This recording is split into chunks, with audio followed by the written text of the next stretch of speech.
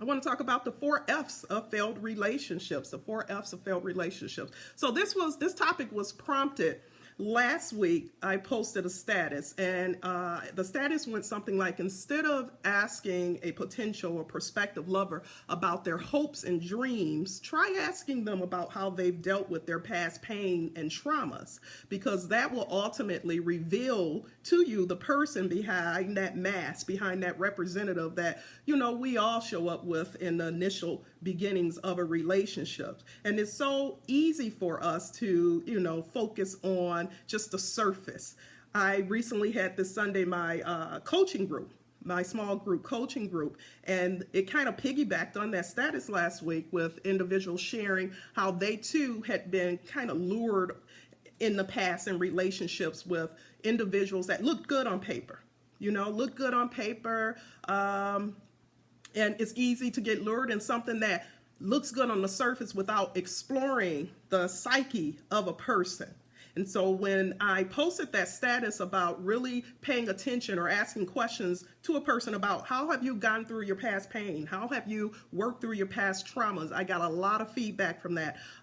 Private messages and comments on the Facebook status from individuals who shared their own experiences of how that turned out to be something that they, in hindsight, wish they have done. So let's talk about it. I want to explore the 4 F's in failed relationships and how you can avoid being effed in a relationship, or if you're the one that's actually doing the effing, and we'll talk about these 4 effings, how you can stop doing that and really welcome in something fulfilling, something harmonious, something that can be lasting and hopefully growth oriented. Because as I've mentioned before, I just believe relationships, it's the hallmark of life. It's how we evolve, it's how we grow, it's how we learn more about ourselves, it's how we learn more about other people.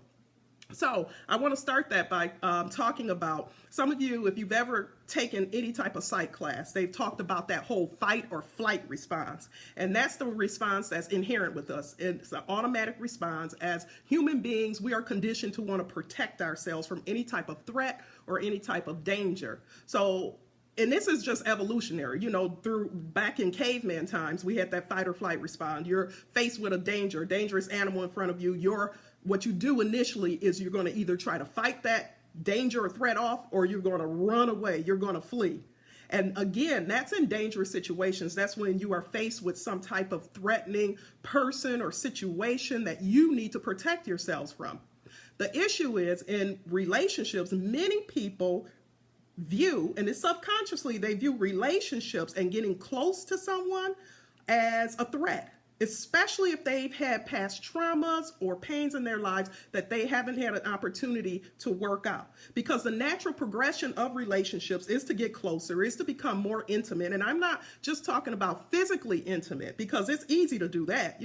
People do that all the time. That doesn't require you to really dig deep and learn a person's psyche when you talk about physical intimacy. But when you're talking about emotional intimacy, there are lots of people that they're so afraid of going down that road that when you start to wanting to build a more intimate, emotionally intimate relationship with that person, they will become just one of those 4 F's, or, God forbid, all 4 of those F's. So you will find a person that will either, as soon as you start wanting or requesting just more from them emotionally, more of a connection, so you can go to that next level, so you can truly have a meaningful connection, they will feel a flooding. That's the first F there. They will feel a flooding of just fear of, what is this person trying to do? Why are they trying to break through this armor that I've had up for so long?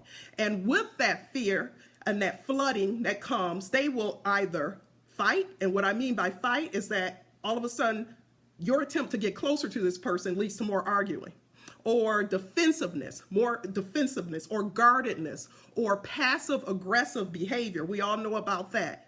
So that's that F, that fighting F there. And again, it's all attempt for that person to protect themselves against what they perceive as a danger. And that's your attempt to become more emotionally connected to them. Because if they've had any type of trauma in their lives, and when we talk about trauma, I want you guys to keep in mind, trauma is when people think of trauma, they want to think of these huge traumas that we all, all stand out, some type of abuse, be it physical abuse or sexual abuse. But trauma could be having an absent parent, having a distant parent, having an emotionally unavailable parent, a sick parent. Trauma can be something that happened in your childhood, your adolescence, even in your adulthood. Trauma can be from past relationships that you've had where you were hurt and you've put up this guard, this protective guard, and said, nobody's going to do that to me again. But you crave intimacy in relationships because that's what we do as humans. But at the same time, there's only so far a person can go with you. If you have not worked through any of those traumas, if you have not worked through your traumas and come to terms with it, you will find yourself in relationships not really opening up. And the minute a person wants to get closer, it's going to be that fighting, or it's going to be the other F, the fleeing. The fleeing. And what the fleeing is, because we're talking about fight or flight here, it's escaping. Maybe escaping physically. I'm out of here. I just can't deal with this. So, they're walking away. They're checking out. They're turning to other relationships because they can start that cycle again of just having this superficial relationship that doesn't require them to get really close to a person. Or like I said, they can escape physically or they can escape psychologically, through drugs or alcohol, because that's that protection there. I can shut down. I don't have to open up to this person. I'm going to flee. I'm going to fight, or I'm going to flee. And the last F is or freeze. And this is the one that some of you have experienced or you've done yourself. This is when a person just shuts down. They stonewall. They stop talking to you. They give you the silent treatment. They go MIA. All of a sudden, everything was going so well. I hear this from patients all the time. Things were going so well. We had a wonderful weekend, and I haven't heard from this person since then. Because this is the freezing, this is the fleeing, this is the fighting zone, because it was getting too real, too close to them, too fearful for them. So the stonewalling, the silent treatment, the ignoring you, the inability or resistance to communication, all of those are just attempts, again, to protect this fragile psyche. Again, on the surface, we all, we're going to be attracted to people that look good on the surface. I mean, that's just a given. But we never know just how emotionally intelligent a person is. And when something gets to be too much for them emotionally, which that's what happens in relationships, we begin to see just how fragile that person is. We begin to see that fragility. We begin to see just how fractured they are. And as I shared with my group, we're all fractured. That's how the light gets in. But the beauty of it is, how do we avoid getting effed, as I said, is really paying attention to the early signs when you're in a relationship. How does this person react to conflict? Do they flee? Do they give you the silent treatment? Is it you that's always having to pull the person back in? Or, we're all going to have situations where we disagree, where we argue. Are you able to come back together and express love and connect and grow and evolve as a person, emotionally as a person, with that type of conflict in your life? Or is it more of, because oftentimes with the freezing, the fighting, and the fleeing, it's that person who is emotionally fragile's attempt to condition you not to go there, not to try to take it to new levels as far as intimacy goes. But in healthy relationships, when you have a disagreement, when you have an argument, there's a desire and attempt to want to resolve it, communicate it, and become closer. And so these are the things you want to look at. How does a person react in conflict, be it minor conflict, be it major conflict? How are they reacting in the past in relationships? Because this is all going to give you a good idea of what you can expect. And if you're the one doing the effing, the fleeing, the fighting, and the freezing, feeling flooded in the relationship, if you're the one doing it, then it's time for you to just get real and get honest, hold yourself accountable for what you've been doing, because it's the reason that you're having a difficult time finding something that is meaningful, and fulfilling in your life.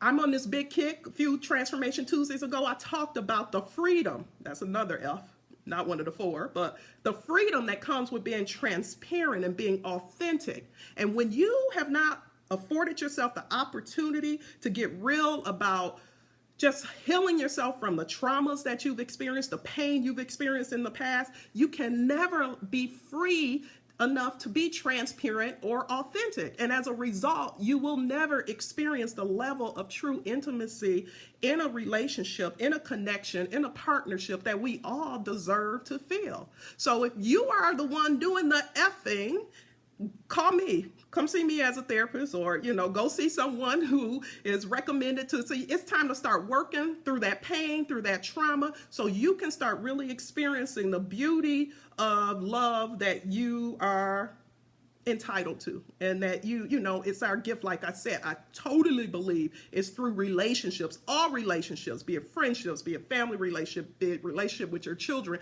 that allows us in life to grow and to evolve. But we have to be willing to put the work in.